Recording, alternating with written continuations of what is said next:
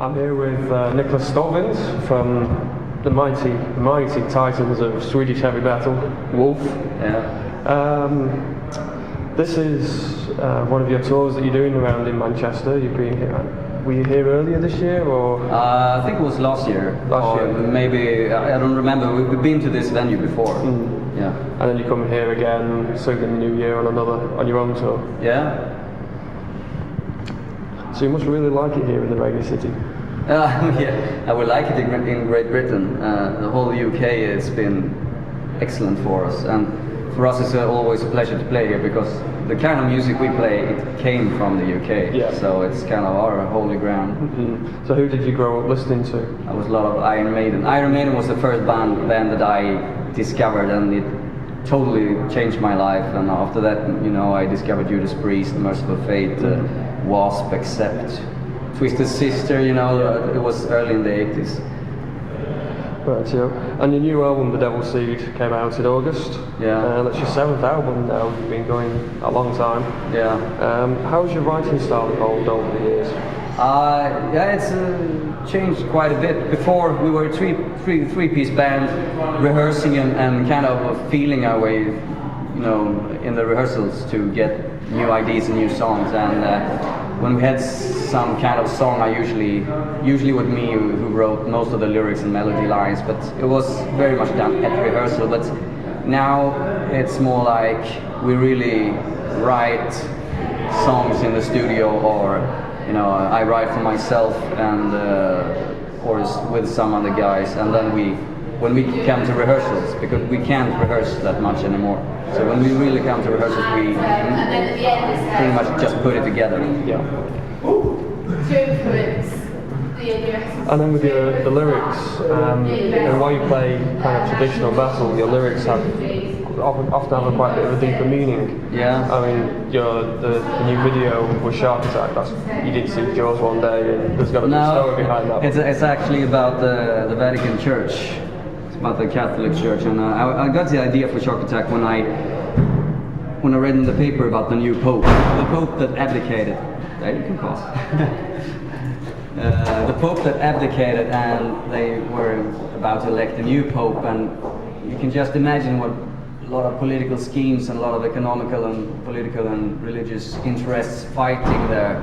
And I think that's very interesting because they are supposed to be, God's people on earth. The Pope is some kind of God's spokesman. That we all know it's just bullshit. That's what I believe in a way, and that's short. Do you have Joel's number on you?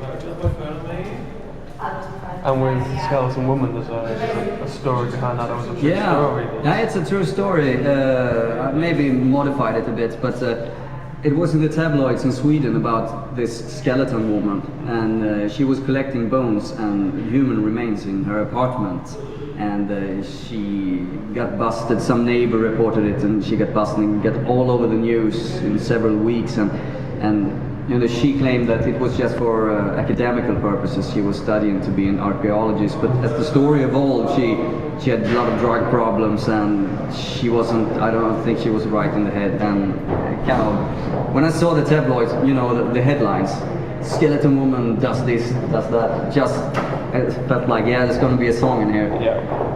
Now, Wolf has been sort of at the vanguard of this sort of movement of Swedish metal that came out in the sort of late 90s and 2000s. Yeah. Really, that was very much of the traditional metal style, where over here new metal was taking over the airwaves. How have you found sort of audiences have come back to you in the last few years? How have you found audiences sort of coming back to you over the last few years and seeing bigger shows? The following has grown. When we started, we were kind of almost laughed at, and even in UK at the time, there was no interest for this kind of music, which is rather sad because it came from here. We always wanted to go to the UK, but in Sweden we were laughed at and ridiculed, and people thought that we were, insane to play this. You can't play this music. It's hard to believe now how impossible people saw it was to do this kind of music, but we didn't care. We did it for our sake, and more and more people became to like it and discovered, because I think it's this style of music is, for me, it's classical music. It's timeless music. That's what I feel. And now people are catching up, and so the following has grown. And a lot of other bands, especially from Sweden, has kind of followed. You might say that we, in a way, paved the way for this to happen, and we're very proud of that. There was some other bands like Ram also very early. And finally, Iron Maiden came out with the Trooper beer, which was made just down the road in Stockport. Yeah. Other bands have had branded wine. Wolf came out with absinthe. How did that happen? Yeah, we wrote the song Absinthe, and it was just, you know, we started to think like we should have our own absinthe. It would blow every other product away, you know, because that's the ultimate. So we started to look around for someone making absinthe, and it was not really popular at the time, but it was kind of growing, the interest for absinthe in the world. And it so happened that not far from where Wolf came from, there was a new distillery that had started, and their thing was to make absinthe and to make a really, really, really good world-class absinthe, not just any alcohol with green colors. I mean, it's the real thing.